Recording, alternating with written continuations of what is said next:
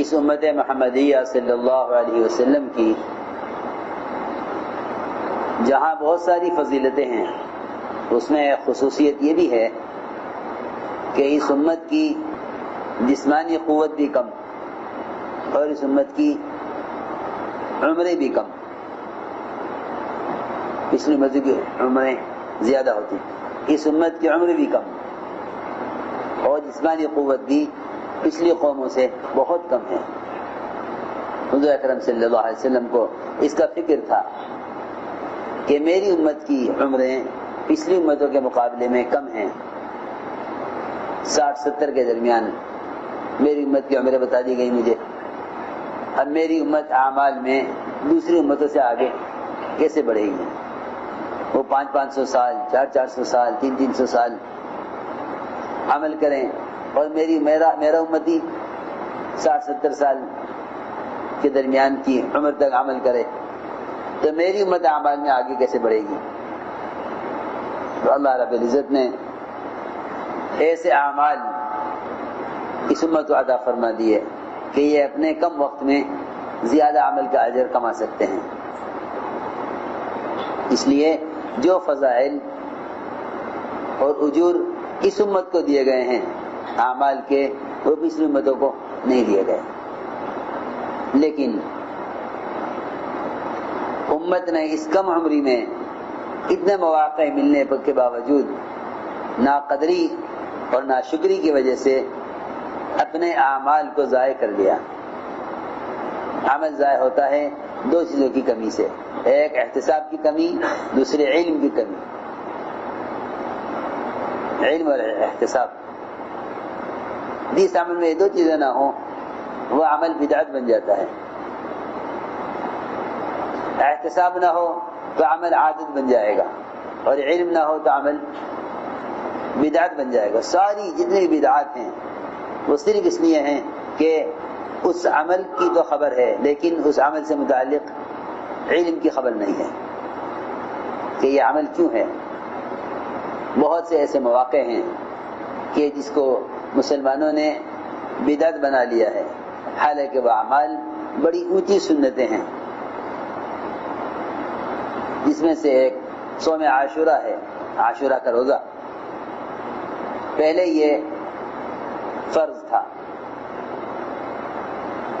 پھر رمضان کے روزے پر آنے پر یہ روزہ مستحب ہو گیا، ورنہ پہلے فرض تھا. رات کا قیام تہجد بھی پہلے فرض تھی، پھر 1 سال کے بعد اس کو نفل کر دیا گیا. اسی طرح صوم عاشورہ پہلے فرض تھا. یہود یہ روزہ رکھتے تھے کیونکہ، اور یہ روزہ فرعون سے نجات کے شکرانے میں رکھا جاتا تھا. آپ نے دیکھا کہ یہود روزہ رکھتے ہیں. یہ کیوں رکھتے ہیں؟ کہ یار ہم اس لیے روزہ رکھتے ہیں کہ اس مہینے میں اس دن ہمیں نجات ملی تھی فرعون سے، اس لیے بنی اسرائیل روزہ رکھتے تھے اس کے شکرانے میں. تو آپ نے فرمایا کہ ہاں یہ روزہ ہم بھی رکھیں گے لیکن ہم یہود کی مخالفت کریں گے. صحابہ نے عرض کیا کہ یہود کی تو ہمیں مخالفت کرنی ہے، اس دن تو وہ روزہ رکھتے ہیں. فرمایا کہ اگر میں اگلے سال تک باقی رہ گیا تو میں 2 دن کا روزہ رکھوں گا، 9 کو بھی اور 10 کو بھی. اس لیے 2 روزے رکھنے چاہیے، 9-10 رکھو یا 10-11 کا روزہ رکھو، 9-10 یا 10-11. یہود کی مخالفت. جب نیک عمل میں ان کی مخالفت ہے تو برے اعمال میں کتنی مخالفت کرنی چاہیے. جب ایک نیک عمل میں بھی ان کی مخالفت کرنی ہے، حالانکہ روزہ نیک عمل ہے. اگر وہ 1 روزہ رکھیں تو ہم 2 روزے رکھیں گے ان کی مخالفت میں. تو میں سوچ رہا تھا میں آج کہ جب نیک عمل میں مسلمان کے لیے یہود کی مخالفت کا حکم ہے تو ان کے برے اعمال میں کتنی مخالفت کا حکم ہوگا. حالانکہ روزہ نیک عمل ہے مگر اس میں بھی ان کی مخالفت کرنی ہے، روزہ چھوڑ کر نہیں بلکہ 2 روزے رکھ کر. کہ ان کا معمول ایک روزے کا ہے. آپ نے فرمایا صحابہ سے کہ تم 2 روزے رکھو، یا 9-10 کا روزہ رکھو یا 10-11 کا روزہ رکھو. لیکن میرے دوستو عزیزوں، امت نے اعمال کے مواقع کو علم اور احتساب نہ ہونے کی وجہ سے رسم اور بدعت بنا لیا ہے. اپنے اعمال کے اندر احتساب پیدا کرو، اور احتساب پیدا ہوتا ہے کسی عمل کے فضائل کو یاد رکھنے سے کہ اس عمل کے کیا فضائل ہیں، اس دن کے کیا فضائل ہیں. یعنی اس دن سے تو انسانیت کی ابتدا ہوئی ہے. انسانیت کی ابتدا آدم علیہ السلام میں روح پھونکی گئی ہے، وہ اسی دن.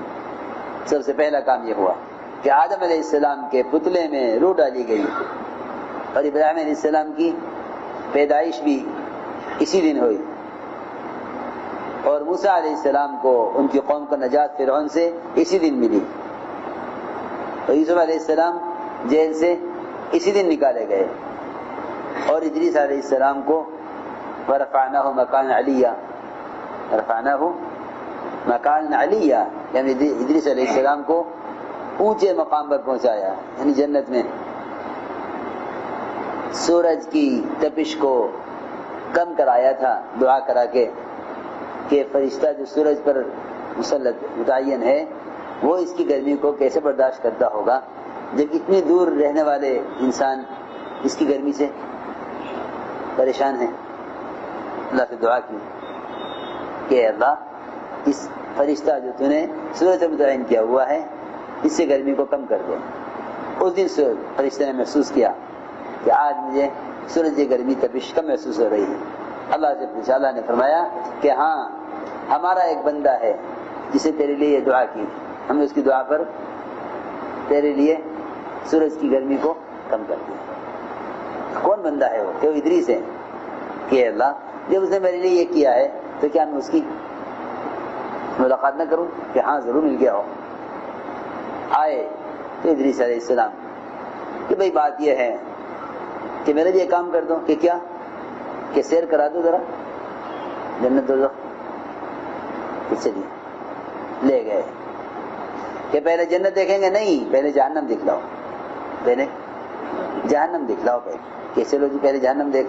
پہلے جہنم دیکھی، پلسرات دیکھا، پھر جنت میں گئے. جنت میں ساری جنتیں دیکھی. میری کون سی ہے؟ کہ یہ آپ کی جنت، اس میں داخل ہوئے. میں کہا اچھا تم جاؤ، اب تم جاؤ، چھٹی تمہاری، ہم تو یہاں رہیں گے. کہ نہیں، یہاں آپ کیسے رہیں گے؟ یہ کیسے نہیں رہیں گے؟ اللہ نے فرمایا ہے جو جنت میں داخل ہو جائے گا وہاں سے کبھی نکالا نہیں جائے گا. فرشتے نے کہا اللہ نے یہ بھی تو کہا ہے وَإِن مِّنكُمْ إِلَّا وَارِدُهَا كَانَ عَلَىٰ رَبِّكَ حَتْمًا مَقْضِيًّا، یہ بھی تو کہا اللہ نے. تو ادریس صاحب نے کہا اسی لیے تو پہلے جہنم ہو کر آیا ہوں، وہاں سے اس لیے گزر کے آیا ہوں. ہم تم یہاں سے جائیں گے نہیں. اللہ نے فرمایا چھوڑ دو میرے بندے کو. وَرَفَعْنَاهُ مَكَانًا عَلِيًّا، ادریس علیہ السلام اسی دن جنت میں داخل کیے گئے، اور نوح علیہ السلام کی کشتی جودی پہاڑ پر اسی دن آ کر رکی. یونس علیہ السلام مچھلی کے پیٹ سے اسی دن باہر پھینکے گئے، اور موسیٰ علیہ السلام پر توریت اسی دن نازل کی گئی. ابراہیم علیہ السلام کو آگ میں اسی دن ڈالا گیا، اور آدم علیہ السلام کی توبہ بھی اسی دن قبول ہوئی. اتنا کچھ اس مہینے میں کرنے کا ہے کہ رمضان کے بعد سب سے افضل مہینہ وہ محرم کا ہے، کیونکہ اللہ کا مہینہ ہے. شہر اللہ اس مہینے کے ساتھ اللہ کی نسبت ہے. شہر اللہ المحرم بہت بہت نیکی کمانے کا مہینہ ہے، مگر جہالت نے اور بدعتوں نے اور پچھلوں کو دیکھ کر عمل کرنے والوں کے عمل نے بجائے انفاق کے اسراف پر ڈال دیا، اور بجائے اتباع سنت کے بدعتوں پر ڈال دیا. یعقوب علیہ السلام کی بینائی بھی اسی دن واپس ہوئی. یعقوب علیہ السلام کی بینائی چلی گئی تھی. یوسف علیہ السلام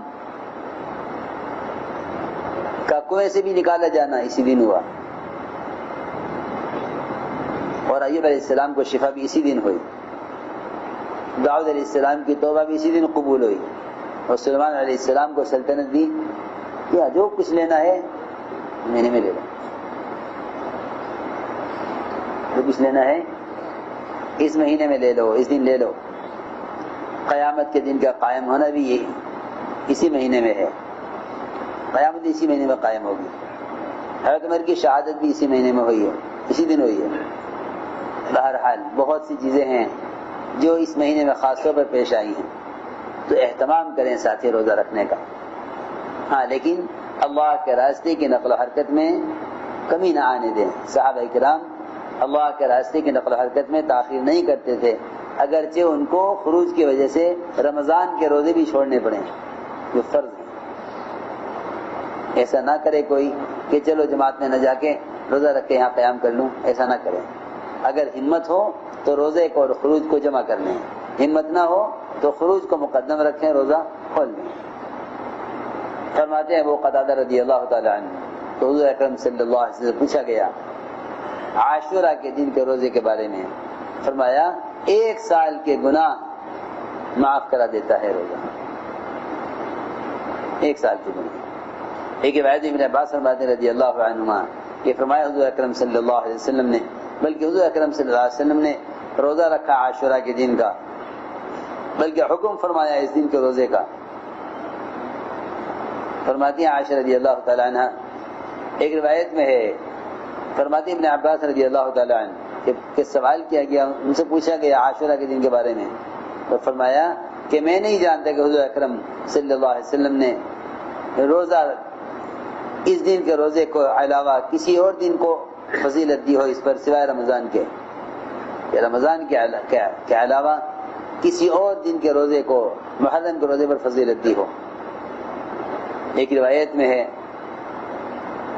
کہ فرمایا حضور اکرم صلی اللہ علیہ وسلم نے کہ کوئی دن